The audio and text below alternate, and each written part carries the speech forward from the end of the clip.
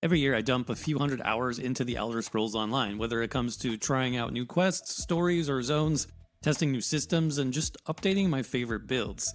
It's one of my favorite games of all time, but every year I'm also faced with some of the same problems with this game, whether it's lack of difficulty or build diversity, bloated itemization, or just failure to innovate. These are the same problems more or less that have kept this game from being the best of the best, at least in the current MMO space. I know that ESO is not perfect and that's okay, but this year, oh boy, ESO has some major new problems that it's added to the list.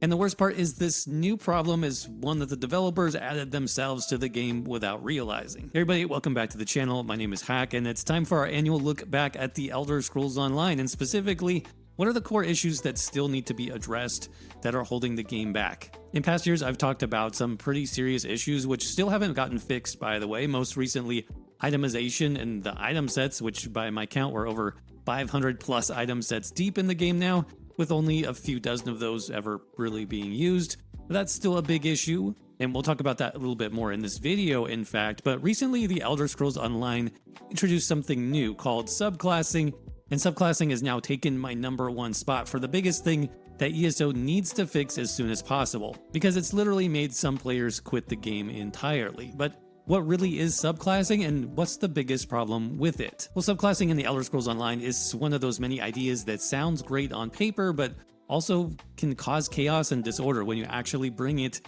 into a live service game.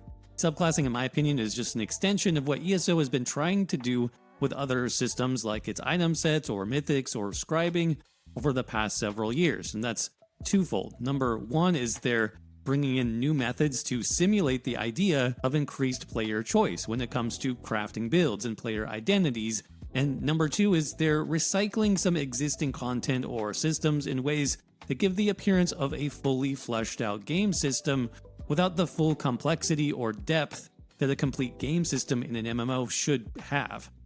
Subclassing seems like the next iteration of that same problem.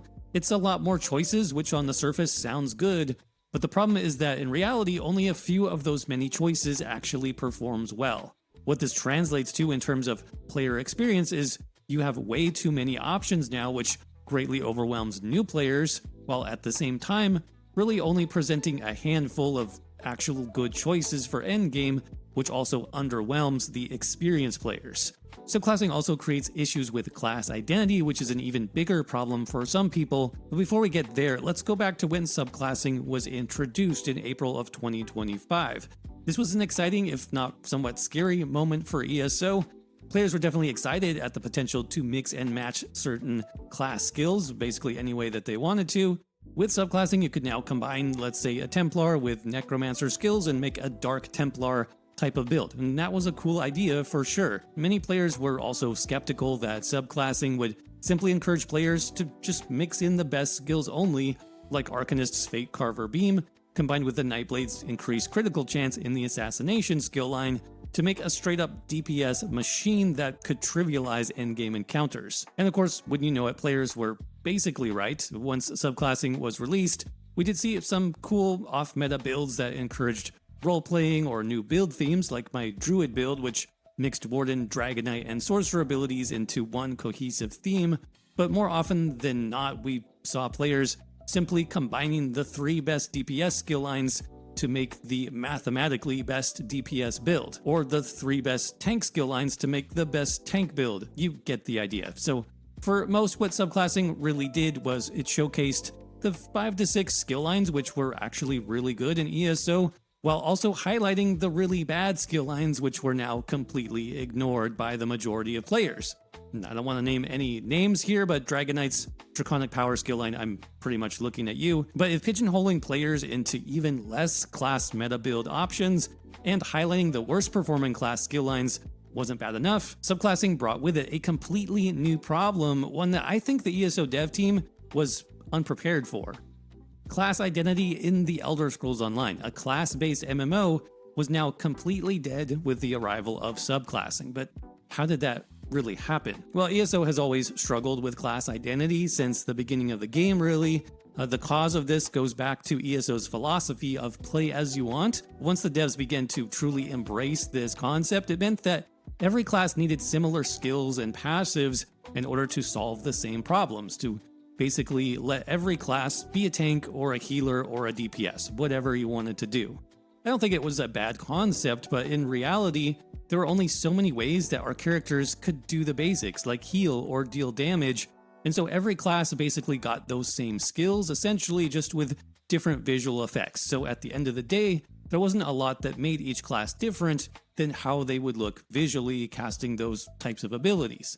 That said, throughout the years, ESO has actually done a better job with class identity. When they introduced the Necromancer class, for example, it came with entirely new mechanics like corpse generation, corpse management, which led to a new gameplay experience, but that was class identity. They also did something similar with the Arcanist class when it was released, adding the crux building and spender mechanics, and there it was again, some unique class identity.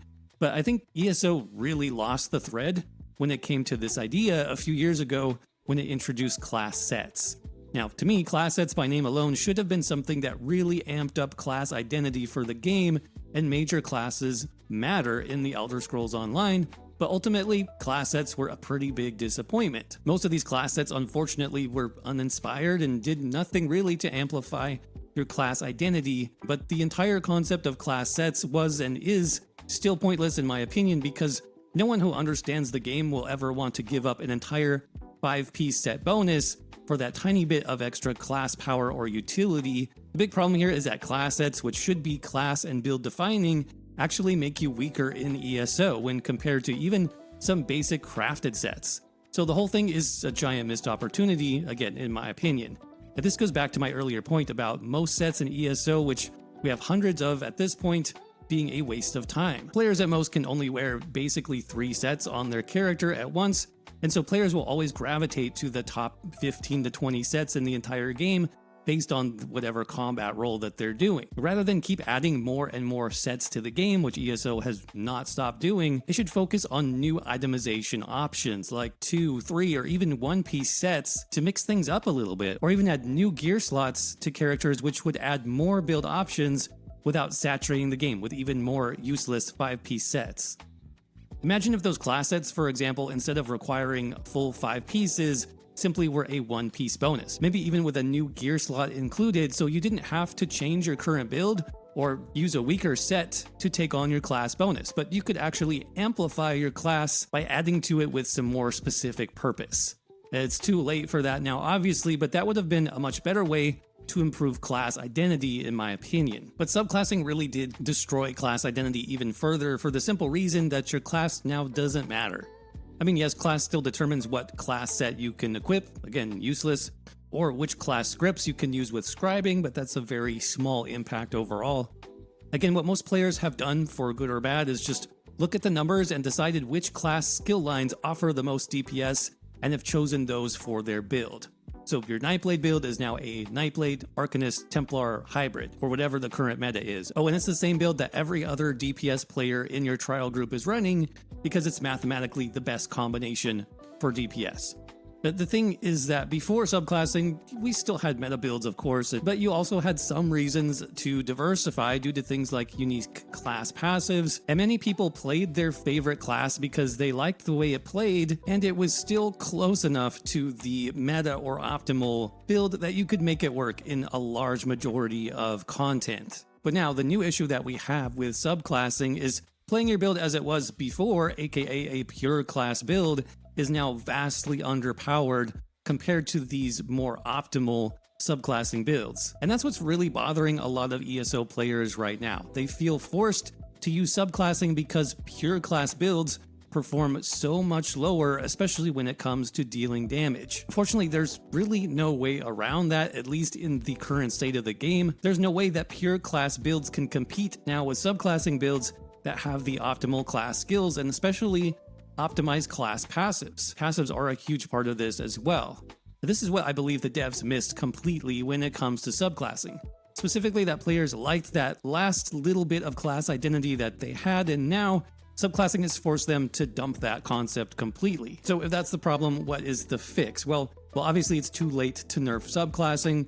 All the devs can do now, realistically, is buff the players that want to play with a full class setup, a pure class build. And honestly, I think that would be kind of cool. I mean, just in terms of lore, it makes sense that someone who has completely focused their studies and their training on one single class would be more effective at using those abilities and should be stronger in combat. A build that uses all three of their innate class skill lines is essentially a master of those class abilities. Why not give those builds some type of buff for doing that? Also, when you speak to the subclassing trainer in-game and you accept the quest for subclassing, you have to end up learning about all the classes and their fighting styles essentially, so I think this will also be a really good opportunity to insert some new quest lines into the game to be a Nightblade master or a Templar master or whatever. So not only could players who do want to be just a Nightblade or just a Templar could get some class identity focus, but maybe unlock some new class specific items or collectibles or